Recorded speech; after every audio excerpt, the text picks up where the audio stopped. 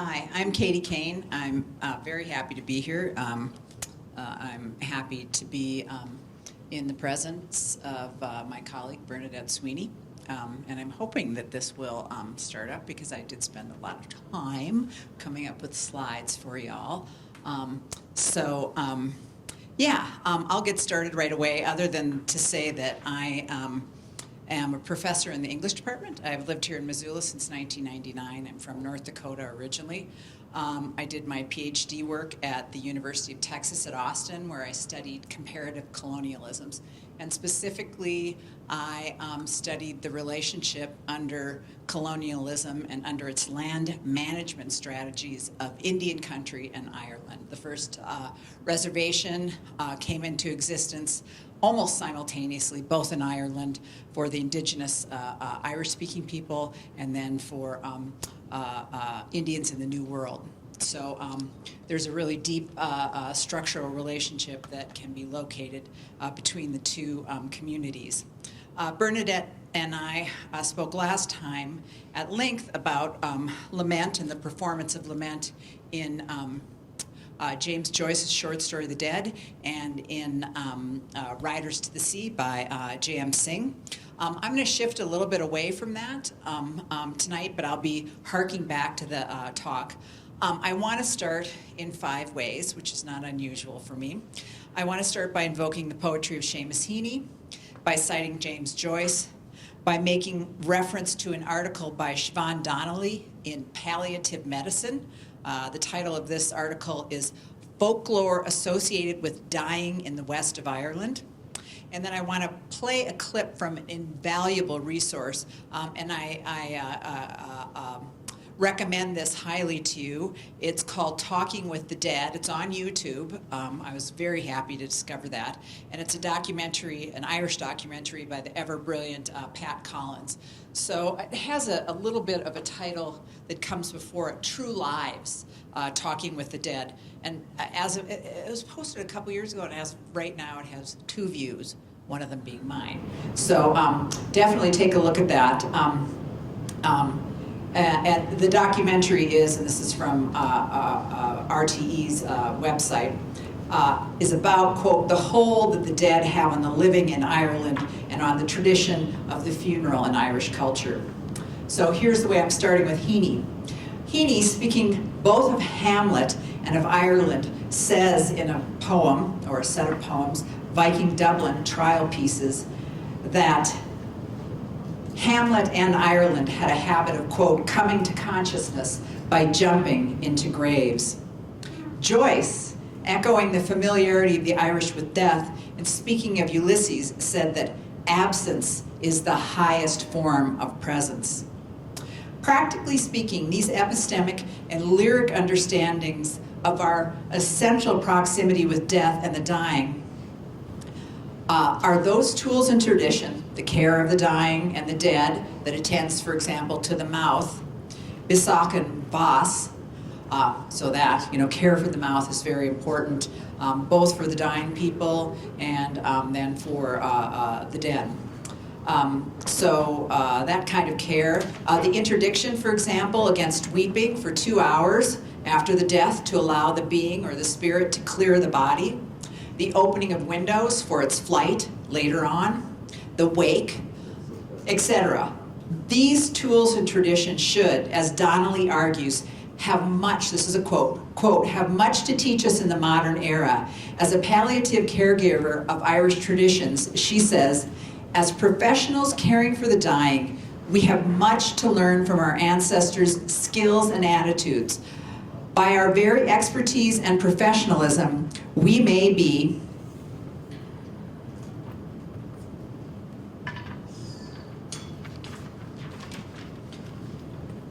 disempowering the dead person and their natural carers, who as unpracticed amateurs, we often sideline, forgetting that the foundation of this amateurism is love. Reflecting on the relevant Irish past may challenge the modern direction of palliative care. And so what I'd like to do now is not start with this, but go back to the YouTube video here that I had queued up. So this is Talking to the Dead. And I hope I've got it queued up to the right spot. We'll see here. And I don't run. Community would turn in their attention towards the bereaved family. Now, why would they do that? It was in their interests. I want to go back to 540 here. That we had the copy. You're still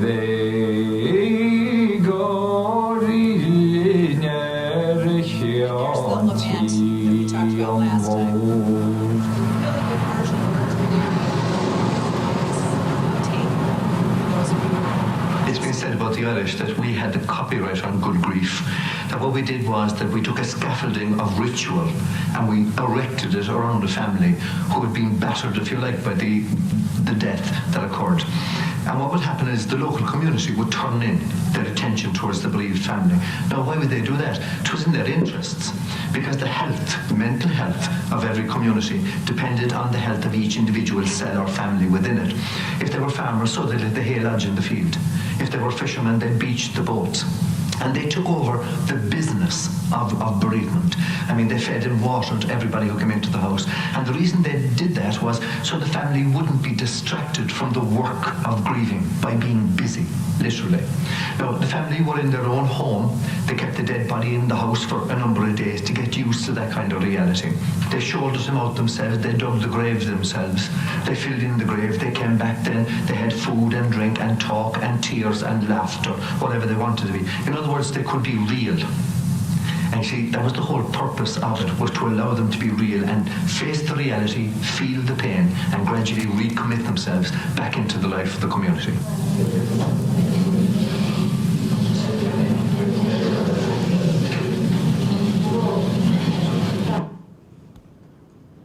That was, I didn't say, but that was Christy Kennelly, who is a writer and a student of grief, a scholar of bereavement in Ireland.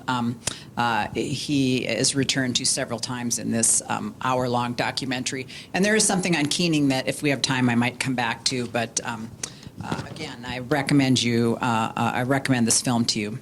I said that I wanted to start in 5 ways, but I find that I want a 6th in the form of a brief eulogy.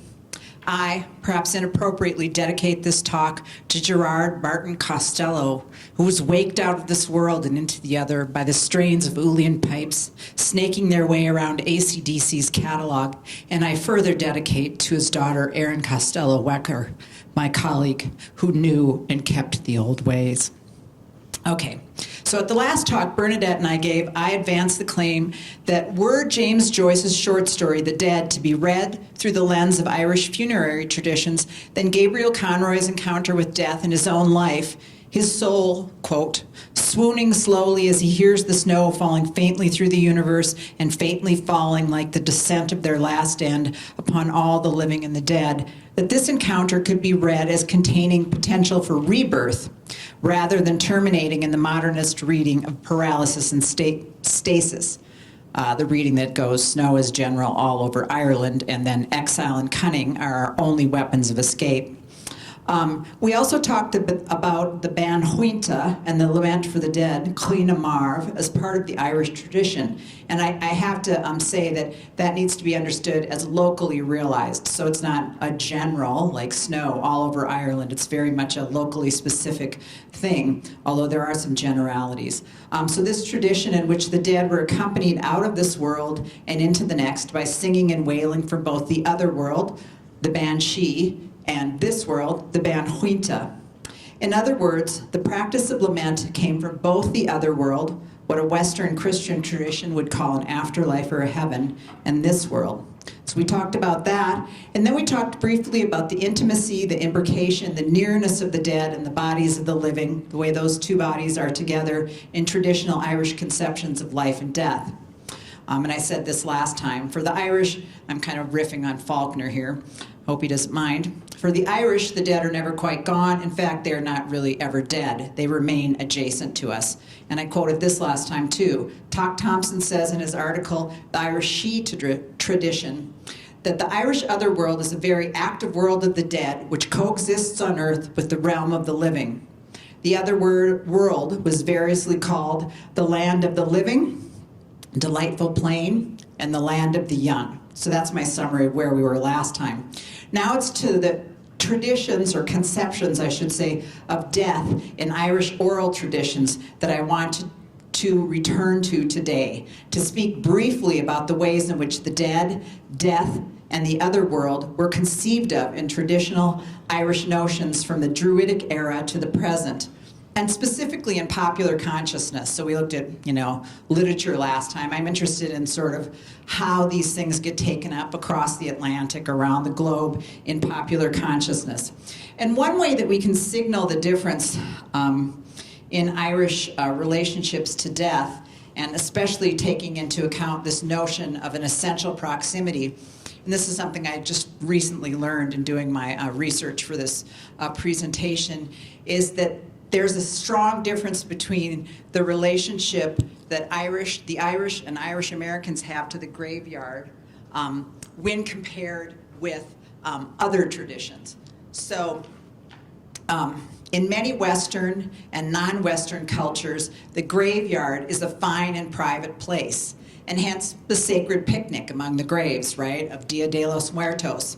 Or my Scottish-English Congregationalist great-aunt who daily ran her dogs through Linwood Cemetery in Dubuque, Iowa. You would not have had my father's side of the family doing that, because the other world is close to them always, and particularly in the natural world. The Irish and some Irish Americans have a sometimes avowed, so sometimes acknowledged, and often unconscious desire to avoid the graveyard, since those beings not waked out of this world properly and those beings from the other world might be present there.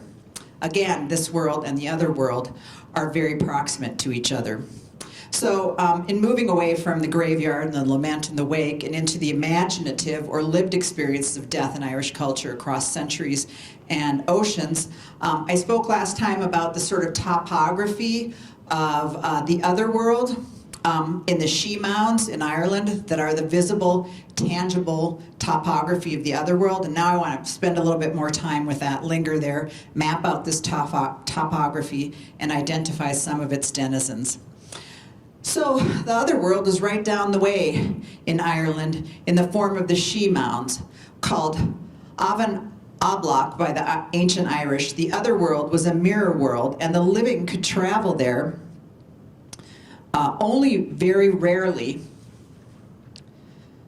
and by finding the right portals, raths, as we see here, Rathcrogan Mound, and I've got the entrance, an entrance down here. I meant to put a few more images there, but just ran out of time to do that. So, but these raths are seen to be a place where the veil is thin, where there's a connection between the worlds.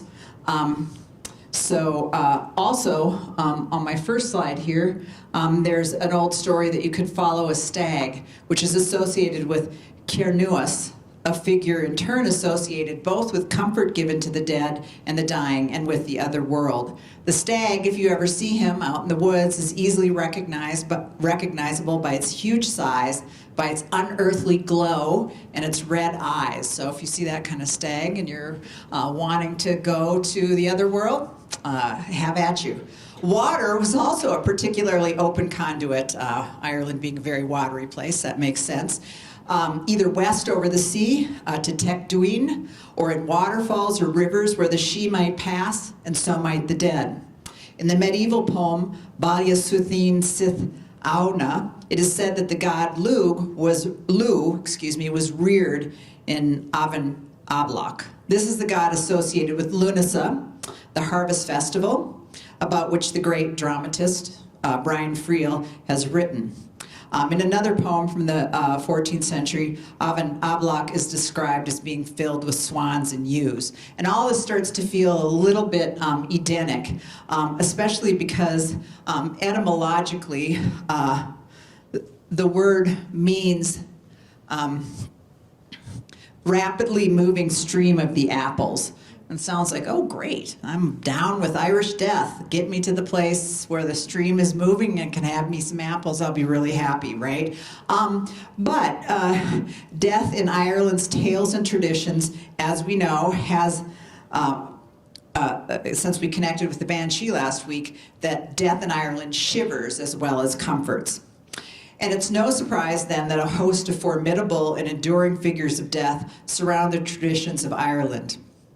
And when they have these enduring figures of death, when they have that effect, the Donnelly Kennelly note of providing for good grief, I will note that. Because there's a way in which things like the Banshee and the Doolahan and these things I'm going to be briefly talking about contain lessons about good grief and good death and good dying. They're really incredibly interesting. And I suppose for scholars of oral history, there's no surprise there that they're not just wee fairies or stories, but they contain knowledge, community knowledge. Okay, so in general, the darker versions of death in Ireland are meant to point to the loss and longing entailed in death for those still in this world, and to the darkness that one finds if grief is not allowed to flower and the dead to be accompanied across to the other world. They are cautionary tales, not in the sense of warning, but in the sense of learning. So my first slide, moving, is the Doolahan. And some of you may know the Doolahan. You may know him in the figure of the Headless Horseman, an icon of death who rides the road. He came out of the Celtic world in Europe, lodged in Ireland, crossed the Atlantic, and has found his way into Japanese video games. He's made an appearance in ghost stories around the world. He's also known as the Headless Horseman. The Irish version is a lot scarier than the one we're familiar with, really and truly. The Doolahan, Dark Man, was a harbinger of death whose origins are in deep, deep Irish history.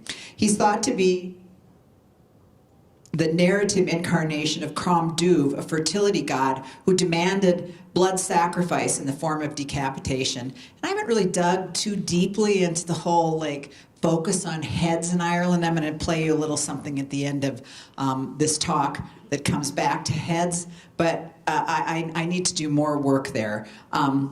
So it comes from Crom Duv, who was a fertility god, and then wanting all these heads.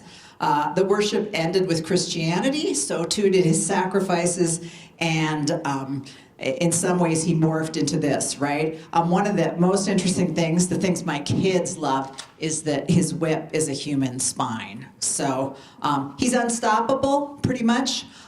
He comes traveling down the road, calls your name, and there's some sense that maybe some gold might halt him, but really there is not much that you can do to halt him.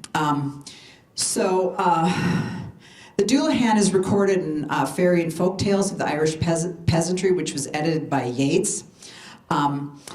In this book it says, an omen that sometimes accompanies the Banshee is the Costa Bower, or the Cocha Bower in English, an immense black coach mounted by a coffin and drawn by headless horses driven by a Doolahan. It will go rumbling to your door, and if you open it, a basin of blood will be thrown into your face. Yeah, it's quite something. And I think there's a way in which the violence of death and the speed of death are present in both this figure and then in the coach that we're going to see an image of in a minute. And I've just taken these from various artists online. There's quite a fascination with these stories, but I think that they're deeply connected in Ireland to understandings of death. That death can come suddenly. That death comes for you in a very individually specific kind of way. So here's the Costa Bower, the coach of death. It often attends the Doolahan as he stalks the night, or he can drive it. And here's what Thomas Johnston Westrop says in a folklore survey of County Clare. On the night of December 11th, this is just a historical, a nod to a historical record, a servant of the McNamara's was going his rounds in Enstymon. This is about seeing the Costa Bower. In the dark, he heard the rumbling of wheels on the back avenue, and knowing from the hour and place that no mortal vehicle could be coming, concluded that it was the death coach, and ran on, opening the gates before it. He had just time to open the third gate and throw himself on his face beside it at the bank before he heard a coach go clanking past. It did not stop at the house, but passed on. The following day, somebody died. I'm sure that some of you recognize the Koshtabauer. It's appeared in popular culture, and I see there are people of my age here, so of course you will remember Darby O'Gill and the Little People, right? And the coach in Darby O'Gill and the Little People. But it's also the case, and I find this incredibly interesting as somebody who's occasionally taught the Coen brothers, that the Ballad of Buster Scruggs, the very last segment of that film, has a death coach in it. And because they're Americans, they have no clue what's going on, and they can squabble and argue with each other and do not prepare themselves for death, right, as they're hastening toward it. So I find the Koshtabauer really interesting because the focus here is on the compression of the temporal, or of time, at death, right? Sudden death, as was the case for my father, is unexpected and unanticipated. Thinking about the Koshtabauer helps to prepare you to think about how these deaths might crop up in your life, right? Like it might happen the way a coach comes down the road for us. You know, it would be a car, but the way that it travels swiftly, right, and anonymously. So here's one more example of, like right now, legit my favorite Irish like creature. I'm just like really, really entranced by this. This is a Norse version of the Slua is how it's pronounced, by Peter Nikolai Arbo, and it's The Wild Hunt, and this is painted in 1872. But it's a really good rendering of the Slua. You can see the ground down here. You know, they're high above, right? So Slua na Marv, host of the dead, were the hosts of the dead who linger in this world, and also representatives of a fear that grief can give way to melancholy. So there's sort of two things that the Slua do, and that is, okay, just to sort of slow down here, and I hope I don't repeat myself because I've gotten it all written down, but these are once living human beings who are still hanging around. Maybe they weren't waked properly. Maybe you started to cry right away and the spirit never left the place of its death. But they somehow, and this really predates limbo. Like the first time I saw this, I went, oh, well, that's kind of like limbo. You know, souls are just hanging around, unrepentant maybe, or, good souls who didn't get, whatever. I went right there. But in fact, this absolutely predates limbo. I wonder if there's some kind of relationship. But so there are two things the Slua will do. And actually, let me define them just a little bit more. In the words of folklorist Lewis Spence, the Slua, or she-host, was regarded as composed of the beings of the dead flying through the air. They usually approach from above. They fly in patterns similar to birds, so be careful if you see a big host of birds heading your way. Watch them as they get closer. They might morph into the Slua. But actually, you have some ability to fight that off, and I'll tell you about that in a minute. They fly in patterns similar to birds, but are able to approach and pick up and transport a living human, usually, obviously, to their physical detriment or death.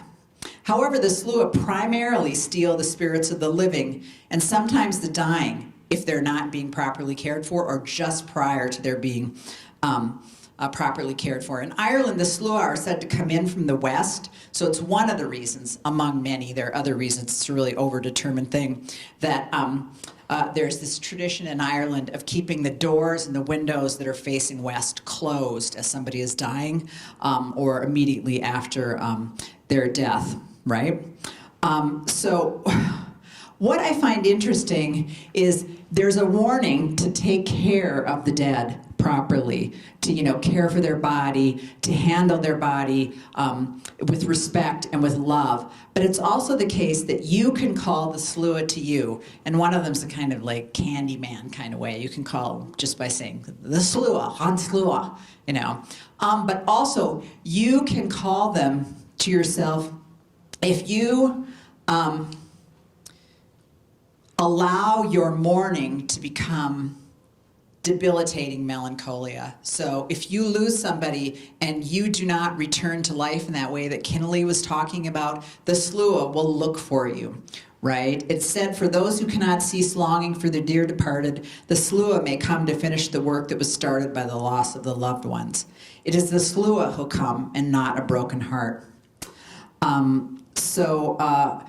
I have other, Irish death creatures, as I'm kind of calling them, that I want to talk about. Like, I want to talk about Auertoch, the vampire, especially since one of my ancestors apparently killed the thing. So, but I don't think I'll go there. I do want to talk just briefly, because I'll set you up for this last slide, about the Derek Dew, who's really interesting. Vampires kind of got their start in Ireland.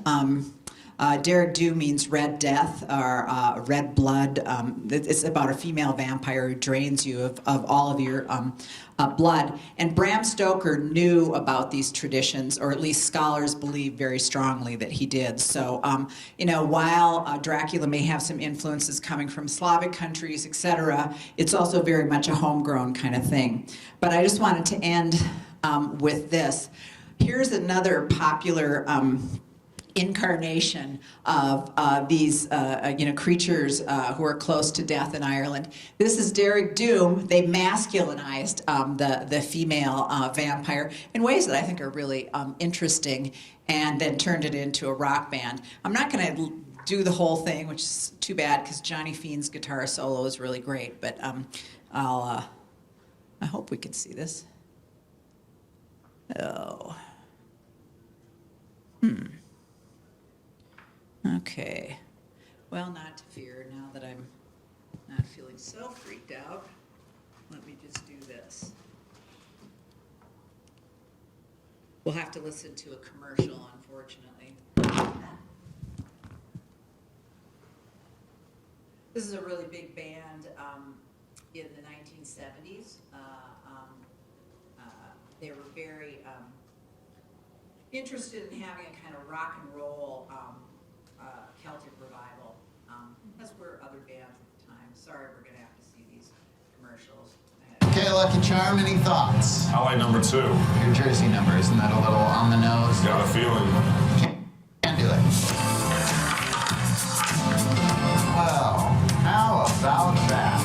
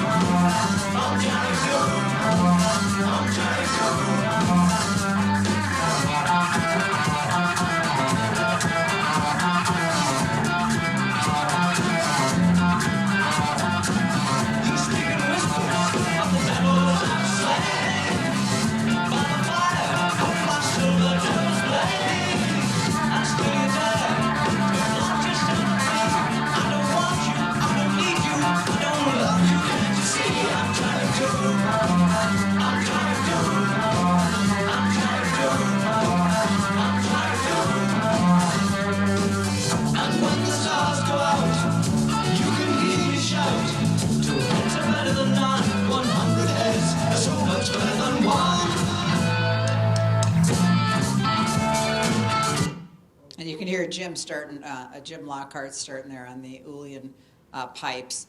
But that was the heads that I wanted to talk to you about. When the stars go out, you can hear me shout, 2 heads are better than none, 100 heads are so much better than one. So I definitely commend the Horselips to you as well. They came to the University of Montana some like 10 years ago or so now. But that's all I have for you this afternoon, and I'll turn it over to the fabulous, marvelous Bernadette Sweeney.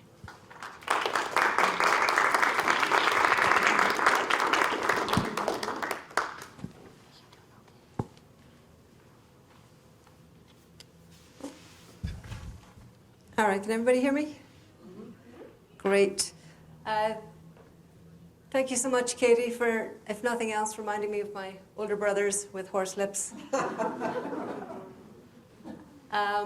Katie and I spoke last week, as some of you may know, and we spoke to, Katie spoke to The Dead by Joyce, and I spoke to Riders to the Sea by John Millington Synge. My name is Bernadette Sweeney, and I'm a professor in the School of Theatre and Dance. I'm from Ireland. I moved here in 2008. And my role here is really to talk about different representations of death and grief in Irish theatre, which is one of my specialisations.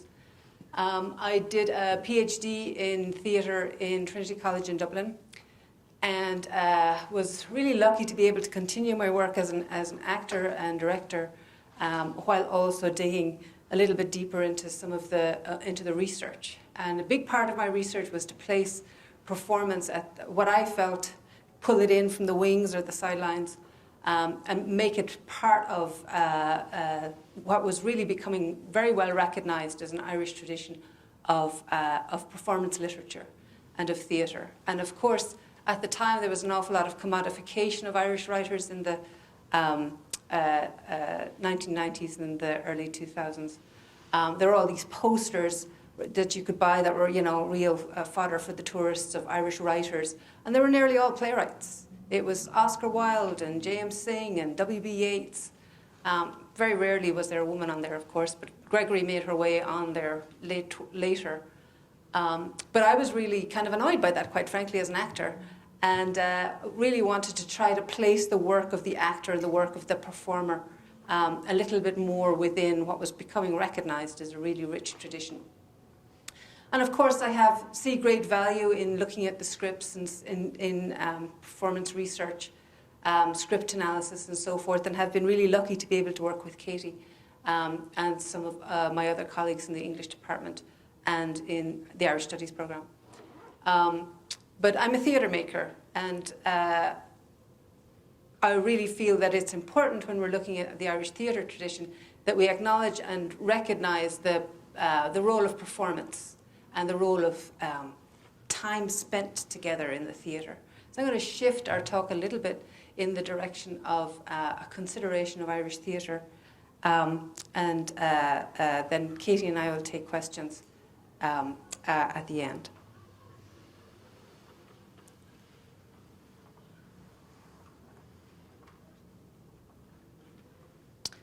So again, we're here at Ashby's invitation and at the invitation of the NEH as part of a much bigger project, which was really, I was originally approached by Ashby about this project a number of years ago, to try to look at how we consider death in the community and to bring all of these different areas of specialisation together.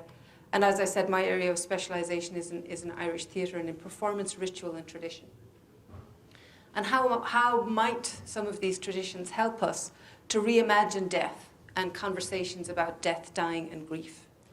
Part of what we've been doing, myself and Katie, today and last week, has been we've been looking at aspects of lament, and we're looking at manifestations and performances of grief in Irish culture. Irish traditions around death, grief and loss that have been staged in Irish theatre include Cuina or Keening, which we discussed a little bit last week. Ritual music. I wasn't thinking of Horselips when I wrote that, but now I am. Waking the Dead and staged absence. And that's something that, as a theatre maker, previously an actor and now a director, I'm really fascinated by how we stage subtext often on stage. By referencing what's absent, whether that's through time or referencing a character that's not on stage, or making reference to a presence that's absent, whether it's a spiritual presence or a physical presence. And Beckett, of course, is renowned for this, and I'll get to him in a moment. As I said last week, I talked a little bit about Riders to the Sea and the performance of Cuina or Keening staged in the text. Riders to the Sea is set on the Aran Islands off the Clare and Galway coast. I'm from County Clare myself. I've always been really interested in the rhythms of the ocean and how they're so much a huge part of of the musicality of Irish theatre and Irish theatre making. With Riders to the Sea, we see how in that play the characters are really struggling to eke out an existence. They're subject to the sea, of course, and its vagaries, but they also get their livelihood from the sea. So they have a really difficult and tenuous relationship there. So there's almost like a staged conflict, if you like, before the play even starts. One of the things I referenced last week was how keening is this performative tradition in Irish culture. And oftentimes, historically, there was a certain amount of, there was a dismissive attitude to aspects of traditional Irish culture in high academia. And I really felt it was important as part of my research, which was performing the body in Irish theatre, to look at some of these different performance traditions and see how they made their way onto the stage, how in some instances plays actually documented that tradition and safeguarded that tradition by then disseminating the tradition to the audience. So what do I mean by that? So Singh, for example, he went and lived on the Aran Islands in the early 1900s. He documented this livelihood of the Aran Islanders who lived off the Irish coast. And then he included the tradition of keening in his play, Riders to the Sea. So then the play has a very urban life in Dublin. And beyond that, as it's now internationally recognised as a beautifully formed one-act play. And it includes this tradition of keening. So he has, to a certain extent, disseminated that tradition quite widely. Different productions, of course, include the challenge of keening in different ways. And it's a tradition that not necessarily practiced, but it would have been practiced right up until the late 19th century, for example, and perhaps even into the early 20th century. It lives on in different ways, though, in the musicality of grief and in the way in which, it's still in contemporary Irish culture, certainly with many of the funerals in my family, the waking and the time for grieving is very much part of the funerary process. In another play of Singh's, in The Shadow, sometimes documented as The Shadow of the Glen and sometimes described as In the Shadow of the Glen, he uses it makes a very melodramatic almost take on the notion of a wake, and the play documents the tradition of waking the dead. The main character fakes his death and his wake to catch his wife in her infidelity. The play opens with Nora, the wife, worrying about the death of her husband and asking a stranger, a tramp who's passing, for help. Again, giving us a sense of the isolation of their home and how isolated she would have been as a young wife. Nora describes her husband as follows: "He was an old man and an odd man, stranger, and it's always up on the hills he was thinking thoughts in the dark mist." She pulls back a bit of the sheet. "Lay your hand on him now and tell me if it's cold he is surely." The tramp replies, "Is it getting the curse on me you'll be, woman of the house? I wouldn't lay my hand on him for the loch Nehannigan, and it filled with gold." Nora looks uneasily at the body. "Maybe cold would be no sign of death with the like of him, for he was always cold, every day since I knew him, and every night, stranger." She covers up his face and she comes away from the bed. And that's just a little moment of, again, Singh is setting us up right. We know that there's something amiss with this wake and with this body. But I love the playfulness that Singh illustrates there in referencing the coldness of the body and bringing it to the foreground as a reference to the coldness of the marriage.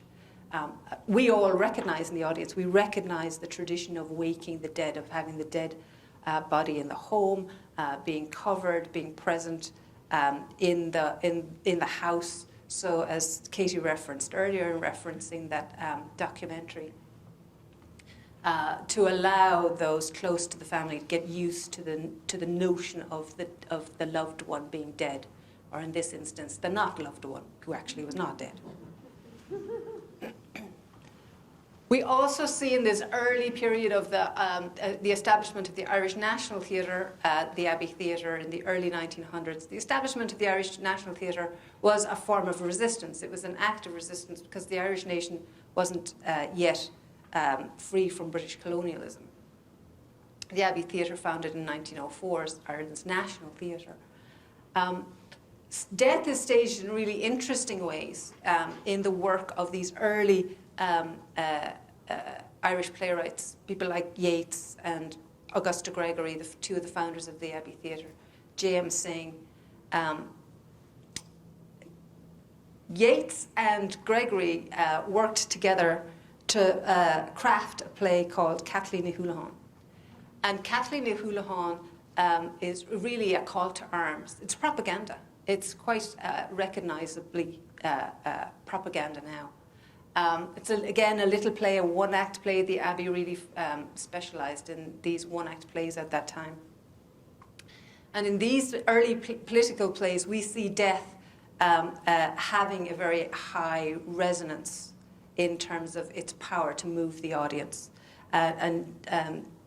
Yeats himself worried afterwards that that little play of his sent out men that the English shot after the Rising.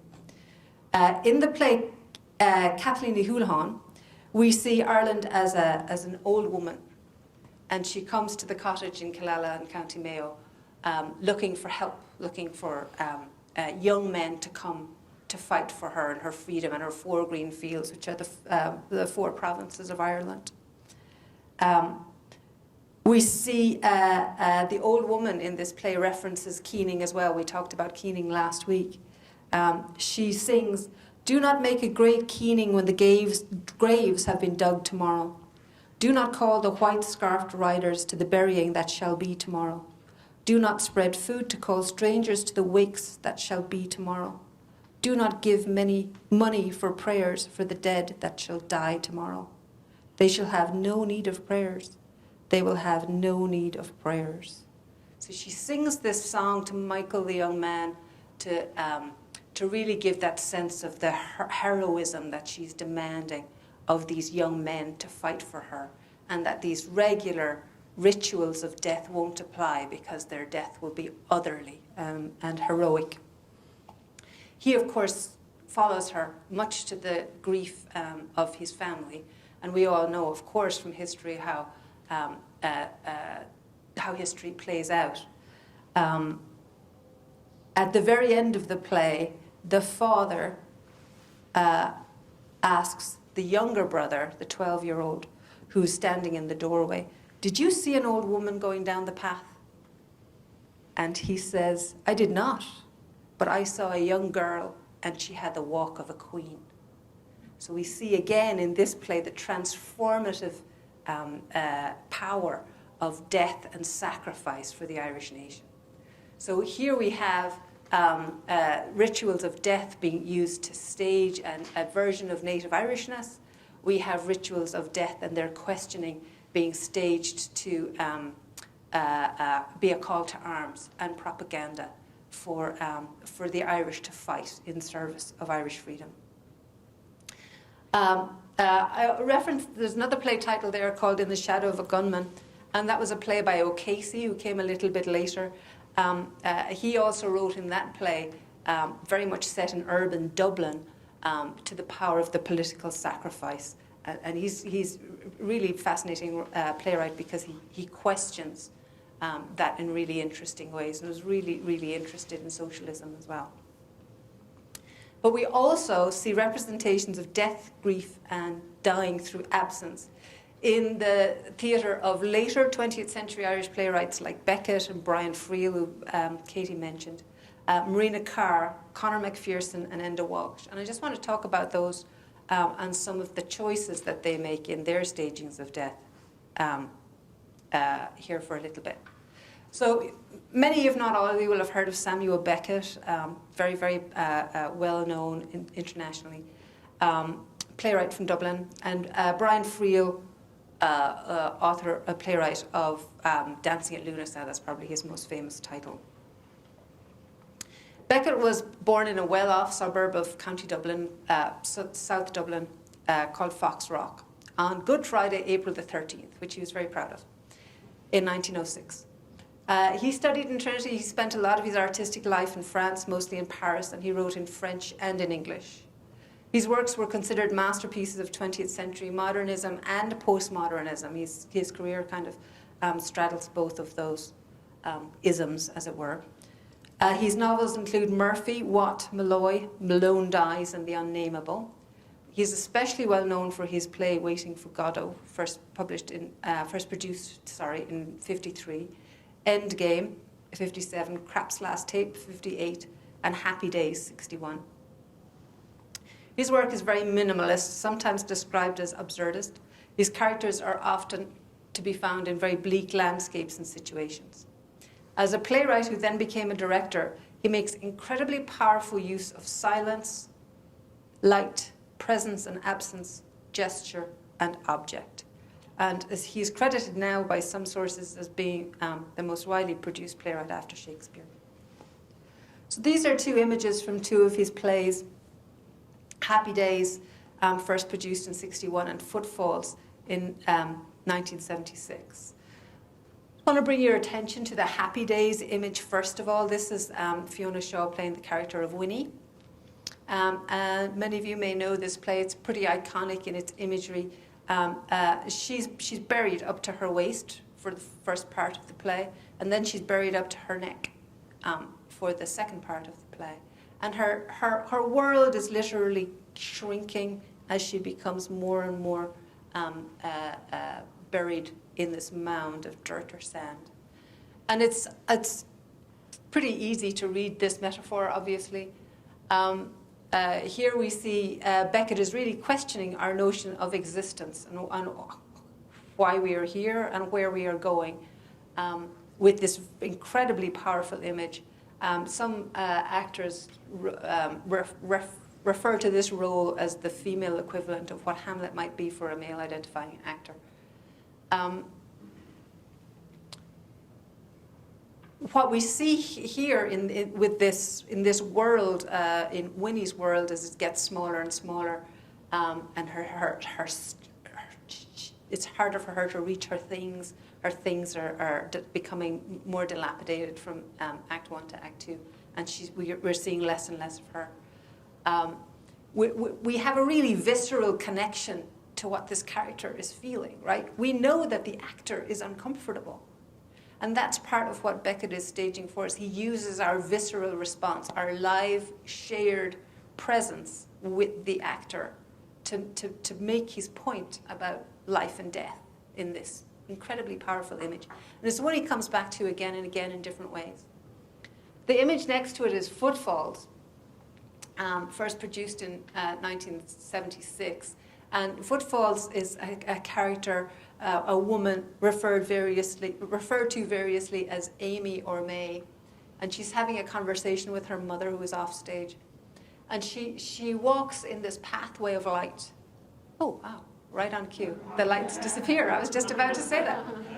And the lights disappear as she is making her pathway in this little band of light on the stage floor. And as the play progresses, it becomes harder and harder for the audience to see her, and it becomes harder and harder for the audience to hear her. And so she becomes more and more kind of prone in her posture. And so again, with light and with darkness and with sound and the absence of sound, he's really bringing our attention to what it's like to be real and to have matter in the world, and using the liveness of the shared experience with the audience to ask questions of what does it mean to exist in this world, and what are our responsibilities to ourselves and to each other. Again, the audience is uncomfortable. We only ever see her in this strip of light, and she has this incredibly prescribed little pathway that she never deviates from. And we have a visceral response and engagement with that. Two other plays where he uses the image what we can see and what we can feel really centrally are Not I, first produced in 72, and Krapp's Last Tape, first produced in 58. I had the great pleasure of directing another colleague of ours, Michael Murphy, from this media arts program at the university. He's a really fine actor. I had the great pleasure of directing him in a production of Krapp's Last Tape a number of years ago. And that play, it's only 5 pages, but it takes 55 minutes to perform it. And part of that is so much of the action is in the stage directions. So much of what we see is we watch him doing rather than listening. So let me see if this is a different production. This is John Hurd. Let me see if I can get that to work.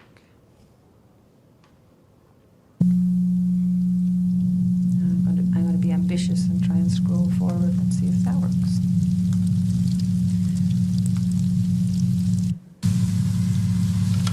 So this is a character, Krapp, and he has recorded himself on his birthday throughout the years.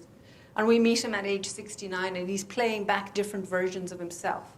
So again, Beckett is using time, duration, and presence and absence to bring our attention to questions of our existence.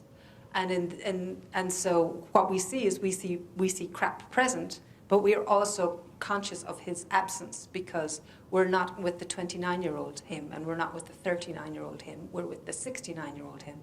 And of course the title of the play is Krapp's Last Tape.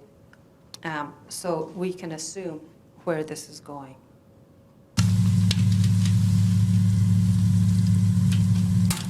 A help before embarking on a new retrospect. Hard to believe I was ever that young whelp. Voice, Jesus. And the aspirations. And the resolutions. To drink less in particular.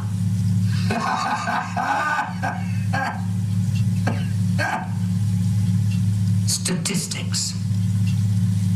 1,700 hours out of the preceding 8,000 odd consumed on licensed premises alone.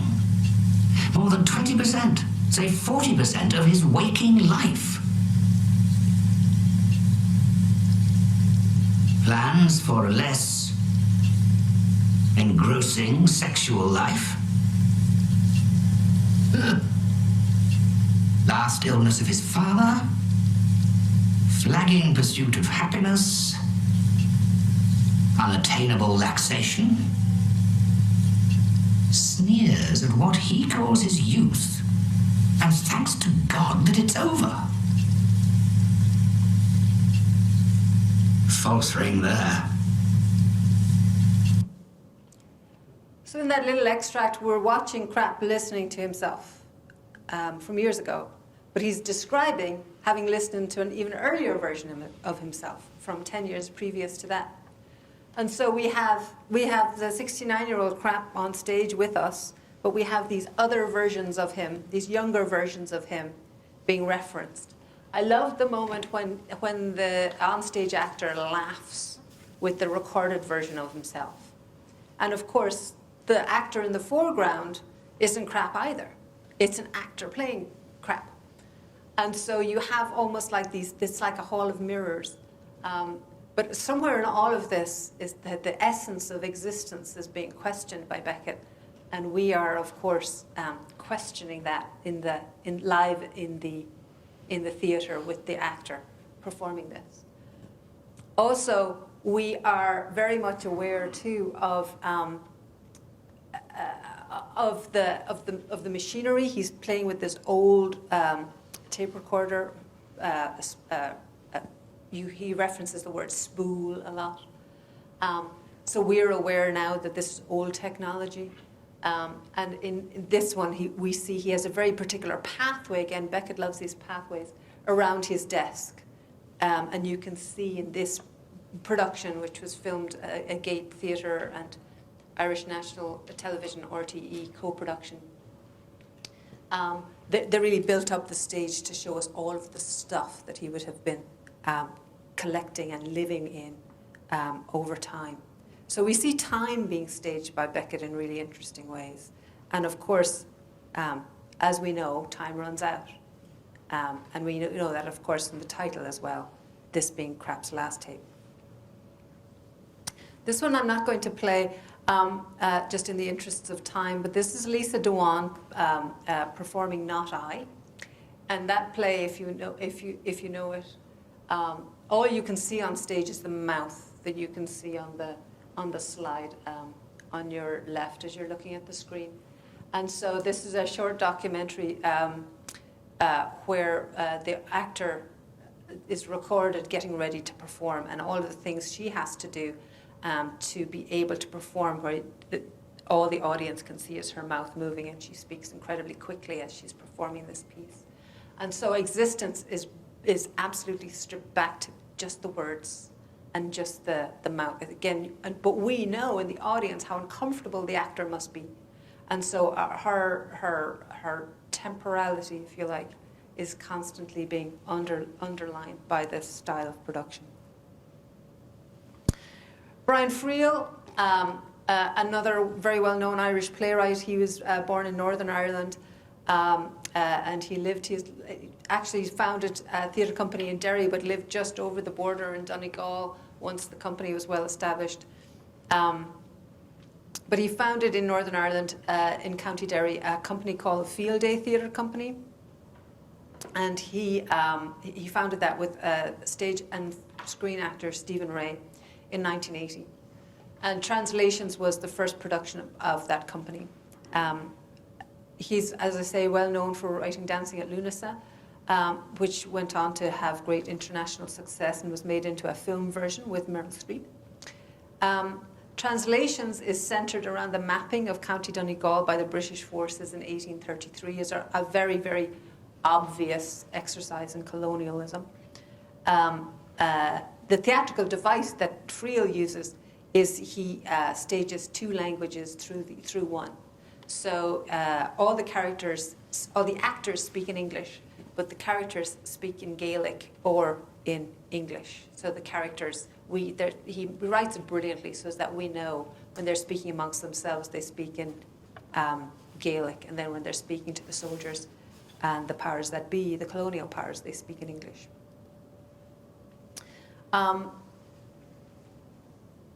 So Translations, as I said, set in County Donegal, where Friel had 5 aunts, and his family would have come from there.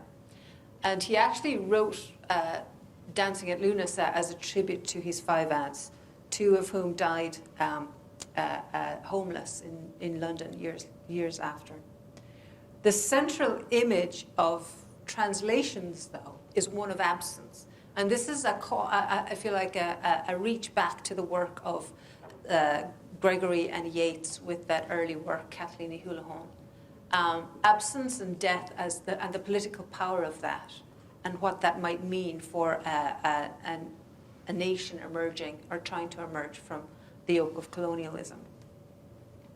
In the play Translations, which is set in a schoolroom, in a hedge school or in a legal Irish native school, there are 2 students who are missing, the Donnelly twins, and they're constantly referred to in the script as being not there. I was able to stage this a few years ago for the School of Theatre and Dance here at the university. And it's really interesting. You know that when you read the script, but when there's 2 empty stools on stage, it's so much more powerful. Their presence and absence is constantly being referred to. Their presence in other instances, not when we're in the theatre, and their absence when we're in the theatre, these 2 stools that are constantly absent. And we know, of course, that the Donnelly twins are freedom fighters, and their absence is very, very significant for the fate of the town at the hands of the British forces, because they're up to no good. And sure enough, over the course of the play, we're introduced to a character called Yolland. And Friel is really, really clever in that he sets up some of the English forces as very unlikable figures and characters in the play, but the character of Yolland is a really sympathetic character. And of course, he's the love interest for the one of the young local girls, Moira. Then he is missing and assumed dead. And so we have the experience in the theatre of forming a connection with this character, who's a very sympathetic character, and then the implications of his absence become all the more powerful. So Friel is using absence and the death of a character to make a very powerfully motivated, politically motivated point. And he's using some of the techniques that we see Beckett using as well, but in a very different way. I'm conscious of time, so I'm not going to go through all of the rest of this, but there are a number of more recent playwrights who are also referencing and staging death, dying, grief and loss in really interesting ways, in ways that we can maybe perhaps learn from in a broader, more culturally informed way as well.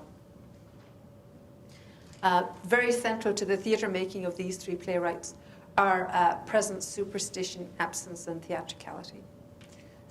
Marina Carr was born in County Offaly in 1964. She's from the Midlands. She's very heavily influenced by Beckett. In her plays, she references presence, absence, a lot of classical texts, Greek mythology, Shakespeare. She reimagines and reconfigures some of those older texts. The play that I'm particularly interested in the context of this talk is a play called Woman and Scarecrow, which was first produced in 2006.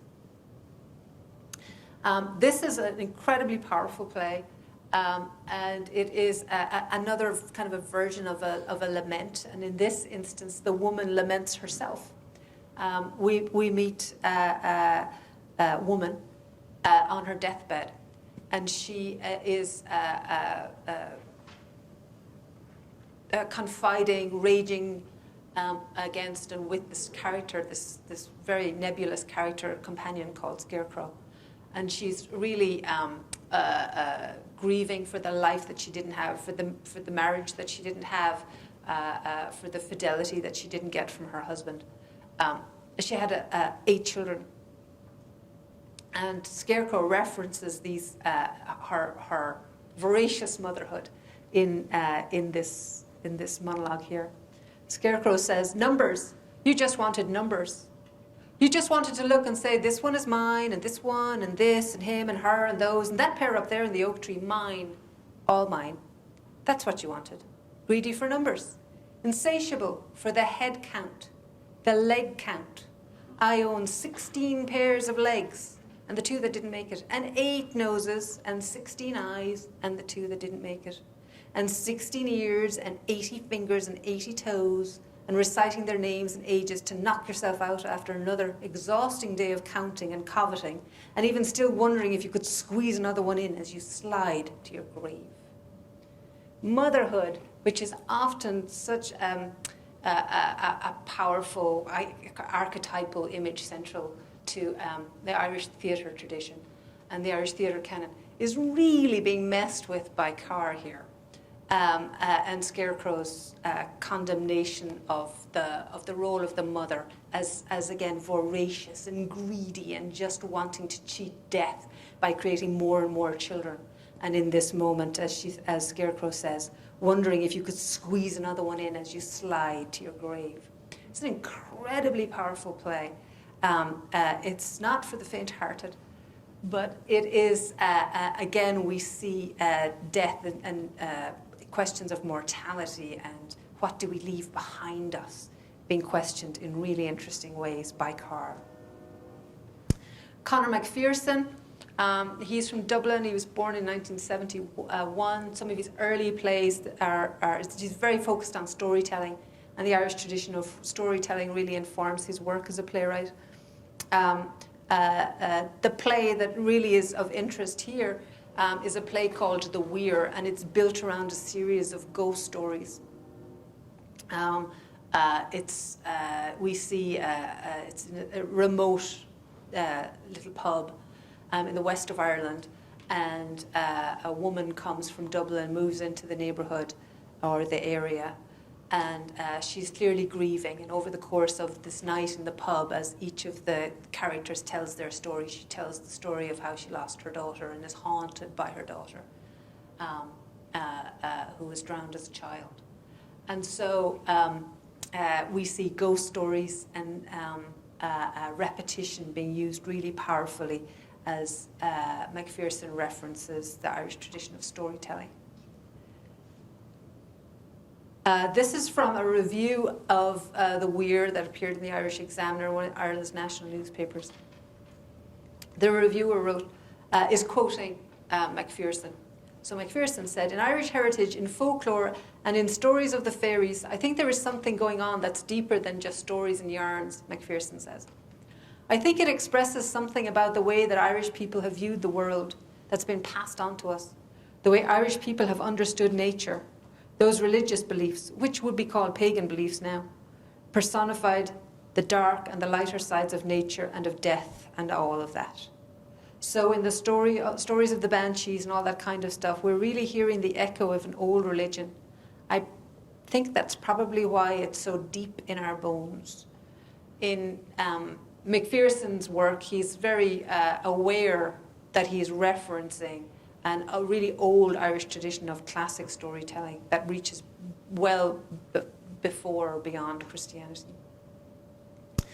And lastly, I just want to mention Enda Walsh.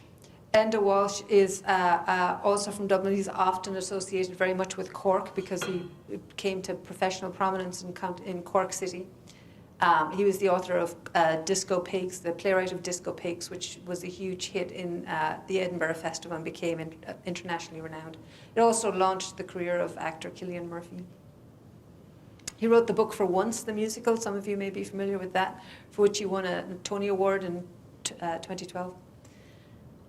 The play that I'm interested in here is called Ballyturk, and it was first produced in 2016 at the Galway International Arts Festival, and again featured Cillian Murphy. In this play, we see two characters living in somewhere anonymous and just living the rituals of every day. Their life has been reduced to really petty little rituals and arguments. So it's almost absurdist in that way.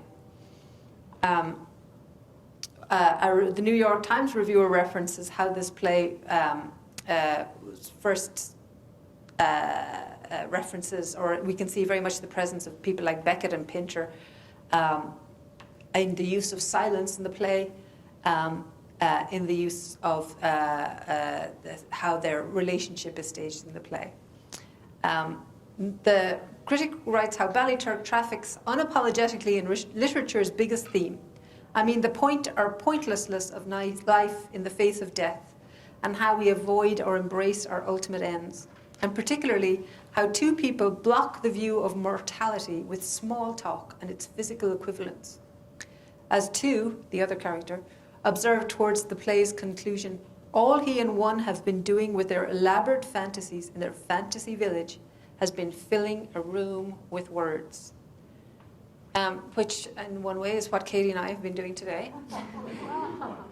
But each of these playwrights is using, and again referencing mortality and using the meta experience of going to the theatre and watching life being performed before us as a way of asking us to question our understanding of presence and absence, of grief and of loss, and ultimately of death. And in this theatricalization, this cathartic reinterpretation or imagining of what that might mean, I think that theatre and literature and art have an awful lot to offer us as we try to also wrestle with our own mortality.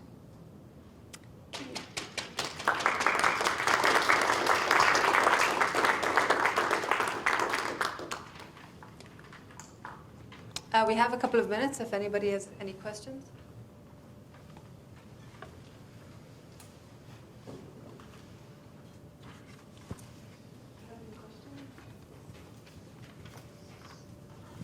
Any questions?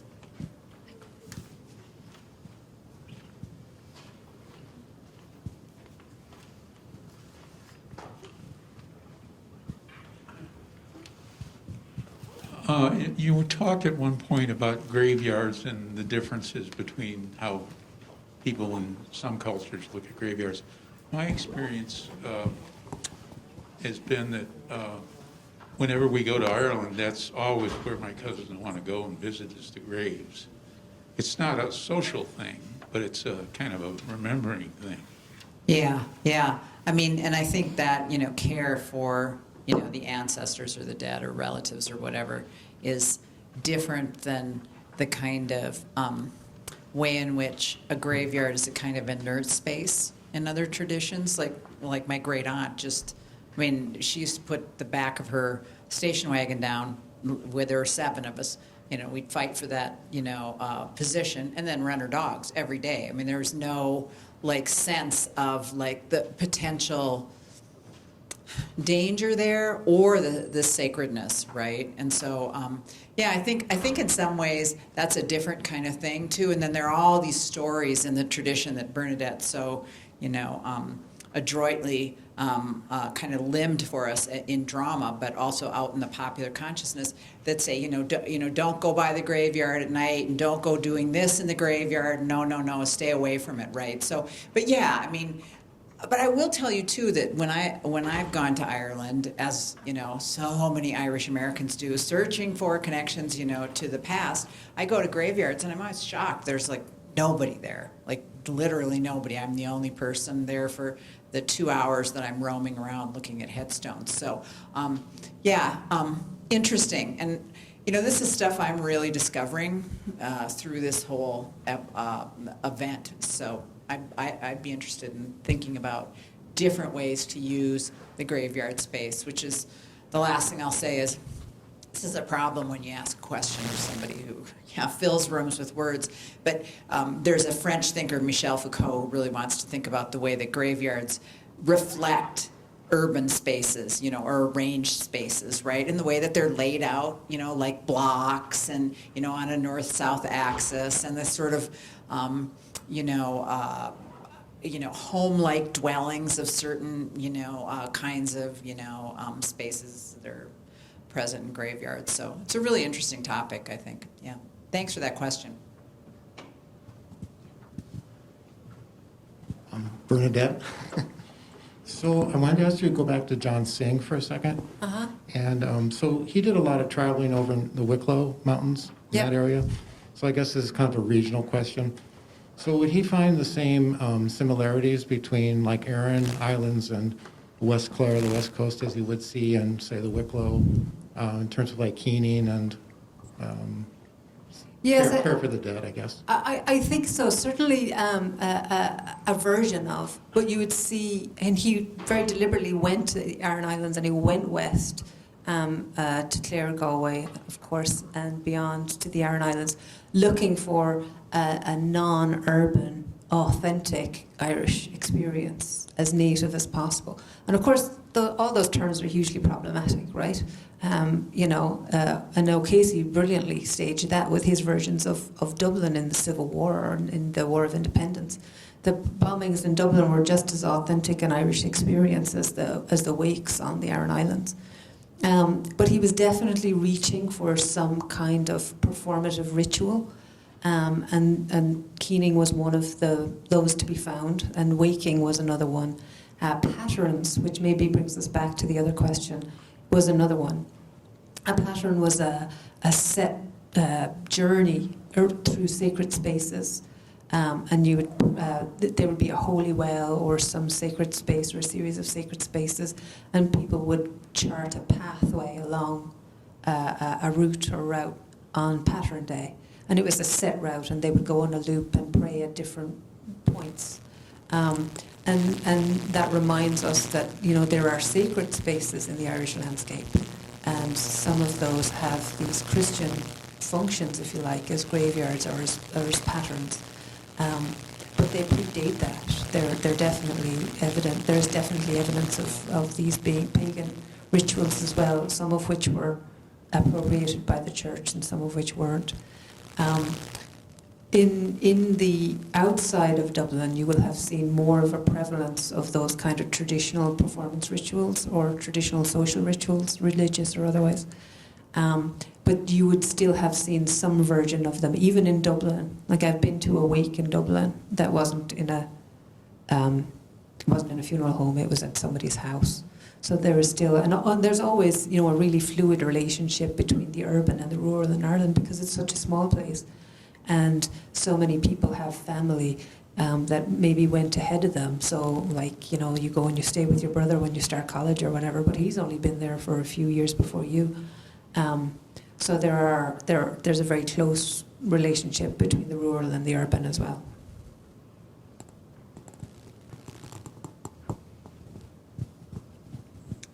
Any other questions? We have time for maybe one more. Yeah. Do they still do the wakes? I haven't seen one around here for a while. In Ireland? Here in the States? When I first came here, I did a research project called The Gathering. It was funded by the Irish government and supported by the University of Montana, the Irish Studies program, and the Office of Research and Sponsored Programs. And for that, I set up an oral history project and worked with quite a number of volunteers, some of whom are in the room, and interviewed quite a few people. It was great for me because I was just from Ireland and I was homesick, so I got to speak to all these Irish Americans and feel better. But there was evidence of, in Butte especially, where my husband is from, there was evidence of waking and references to keening. I didn't find any evidence of keening, but there was definitely an understanding of it. There was Wren Boys. I interviewed this absolutely fabulous person, Tom Foley in Butte, talking about his experience with Wren Boys and with wakes in houses. The extent to which that's still prevalent, I don't know. It's all gotten very sanitized in the last 20 years. The extent to which death has been tidied away, that's a real phenomenon. It's not just an American phenomenon. We see that very much in Ireland now as well. But there are still some people holding on to at least the tradition of waking and of bringing the body back to the house. No, I would say in The Gathering you could find that material. And my father died in '69. We definitely had an Irish-American, wake for him, both in North Dakota and then in Iowa. So the body was present during really, for me as a 9-year-old, incredibly enjoyable, fun and running and screaming and, playing, and then people just sobbing and no keening, but very much, in the tradition of being in front of the body and, performing, as it were, for the body.